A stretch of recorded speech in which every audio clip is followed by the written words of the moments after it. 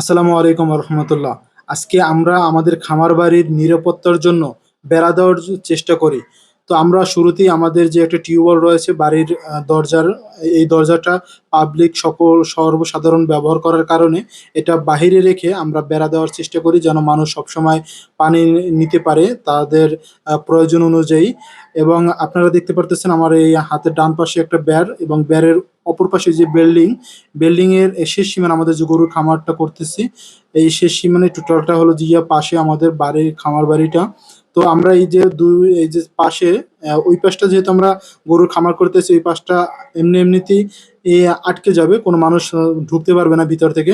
এবং এই যে বেড়ের যে পাশটা, এই পাশটা খালি থাকে, এর জন্য আমরা এই পাশটায় আজকে গাছের যে ঠাল, এগুলো ঠালগুলো কুপে দিচ্ছিলাম, এবং এই ঠাল কুপে দিয়ে এর সাথে আমরা বেসার দিয়ে তার বাঁশ দিয়ে তারপরে আমরা নেট দিয়ে দিব।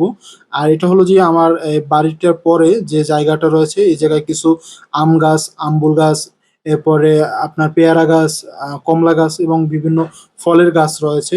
তো এটা হলো যে পুকুর আমাদের এই খামার বাড়ির।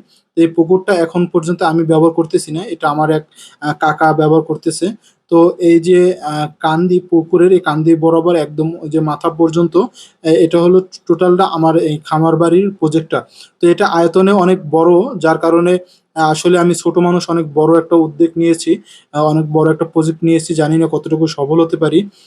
আপনাদের কাছে আমি সকলের কাছে দোয়া চাই, আল্লাহ যেন আমাকে কবুল করে এবং আমি যেন এই বাড়িটা গুছিয়ে বেড়া-টেরা দিয়ে তারপরে ভালো করে আমার যে বিজনেস, আমার যে পশুপালন, এই পশুপালনটা আমি যেন সুন্দরভাবে করতে পারি। আপনারা জানেন আমি ভিডিওর মাধ্যমে, যারা পুরনো আমার ভিডিও দেখেন, যে আমার অলরেডি ২ টা ভেড়া কেনা আছে এবং একটা ভেড়াকে কুকুর কামড়িয়ে মেরে ফেলে, যার কারণে আমি ক্ষতিগ্রস্ত হই। এই কুকুরটো অন্যান্য যে কুকুর, বিড়াল, সাপ, এরপরে গুইল রয়েছে, এই সরীসৃপ যে প্রাণীগুলো রয়েছে, এসব প্রাণী যেন আমার এই বাড়ির ভিতরে ঢুকতে না পারে, এবং আমার পরবর্তীতে পালনকৃত কোনো ধরনের হাঁস, মুরগি যাই পালি না কেন আমি, বা চাষাবাদ করি না কেন, তার ভিতরে যেন ক্ষতি সাধন না করতে পারে এবং মানুষও যেন সাধারণভাবে ঢুকতে না পারে।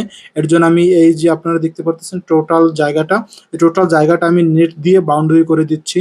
তো এর জন্য আজকে আমরা গাছের যে ঠাল দিয়ে কসাগুলো কুপে রেখেছি এবং আলহামদুলিল্লাহ সম্পূর্ণ করতে পারি। এবং দেখতে পারতেছেন আপনারা আমাদের এই পুকুরের পর আমাদের জায়গাটা, এই সামনে জায়গাটাই আমরা যে ঘাস রোপণ করছি গরুর জন্য, খামারের জন্য, সেই ঘাসের প্রজেক্টটা এই জায়গায় রয়েছে সামনেই। তো ঘাসটা এখন পর্যন্ত বড় হয় নাই। তার কারণ হলো যে আমার যে চাষ পদ্ধতি ভুল ছিল, এর জন্য বেশি আগাছা হয়েছে। তো আজকের মতন এই পর্যন্তই। আসসালামু আলাইকুম।